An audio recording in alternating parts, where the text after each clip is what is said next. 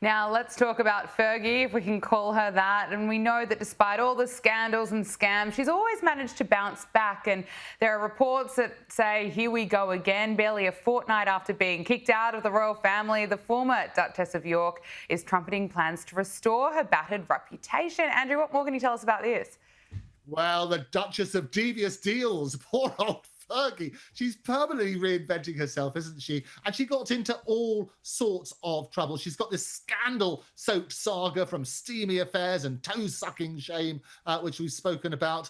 She got very mixed up, obviously, with Jeffrey Epstein, and more emails have been revealed about her relationship with him, saying, look, he was a wonderful friend, and how he basically lent her lots of money when she was troubled. We also had pictures of her, as they say, toe-sucking, and she got involved with a scam where a particular newspaper offered £500,000 for access to Prince Andrew. So she's doing all of this and so on and so forth. And what's happening? Basically, she wants to reinvent herself now, apparently, as a global empowerment leader. Look at those wonderful buzzwords there. They're talking that she may relocate to Portugal, where she's going to write books on confidence and resilience. Well, she's certainly got a lot of resilience. And she might also go on lecture tours and speak at women's leadership and wellness events, which would be very interesting. But the press have not been very kind to her. They call her greedy, grabby, and grubby, is what they've said. That's the verdict on them. And they say that she'll take everything, then bite your hand off just to get the rings as well.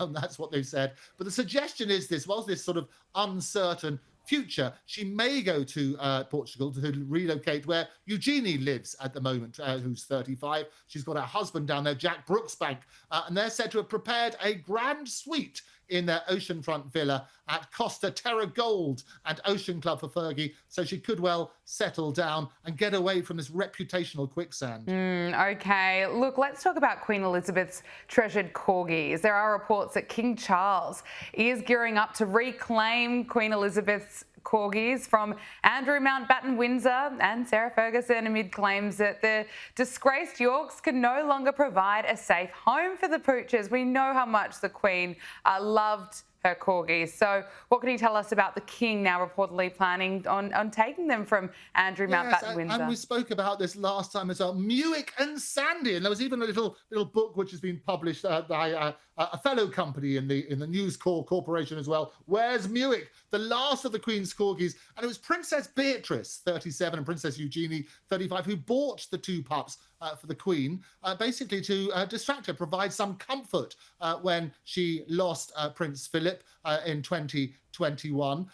What happened is when Andrew was booted out of Royal Lodge, they sort of turned around and said, well, what's going to happen to Muick and Sandy? And there was a statement on basically on October the 31st, basically saying from Buckingham Palace, saying that they will remain with the family. Well, remain with the family doesn't necessarily mean Sarah and Andrew, as I pointed out at the time. They didn't clarify which family members. So there's a bit of a concern. They want to keep these wonderful poochies, these pampered poochies, within the realms of Windsor Castle so they can enjoy the walks. And also they have a magnificent diet, one which we would all love. Apparently what they get, and this was revealed as well fairly recently, and I spoke about this last time, they have a daily poached beef, chicken or rabbit, which is finely diced, of course, and it's rotated monthly, and it's served with rice and cabbage for digestion. They eat superbly, but watch this space as to what's going to happen to those pampered pooches next. Very pampered indeed. Now, Andrew, this is the moment you've been waiting for, our favourite Meghan Markle, and would you believe it, she's been slammed. She's been labelled as disconnected. Now, this is in relation to her latest venture in Hollywood. Of course, Meghan is due to release a Christmas special for her Netflix series on December 3, and we know, Andrew, that you are going to be doing that research for us. You'll be watching all of it. The sacrifices I make for you. Thank you. Look, what can we expect? Well, we can expect more Montecito madness from Meghan Markle. That's what we can expect. Yes, I think you're right. Me, Meghan. It's got to be good. What's going to happen? We've got this Netflix fest with love, as you know. She also has this ferocious flack with the media. Everything that she does, they basically lambast the whole thing.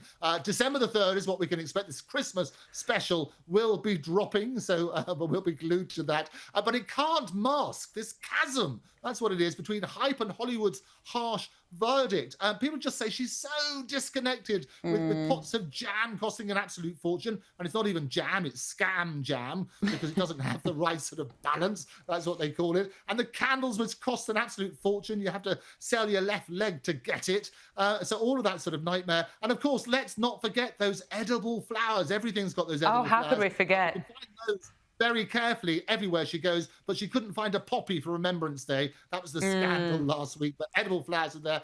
That's what they're saying. Look, there's a total disconnect from people who basically have their daily lives, and even chopping up fruit in wonderful shapes and sizes for the children, as beautiful as it looked. What hardworking mother or father has got time to do that? This is what they're saying. She is basically Confessions of a Female Founder, or rather a female flounder. You can work on that basis. But this is what's happening, that disconnect. She needs to build that bridge.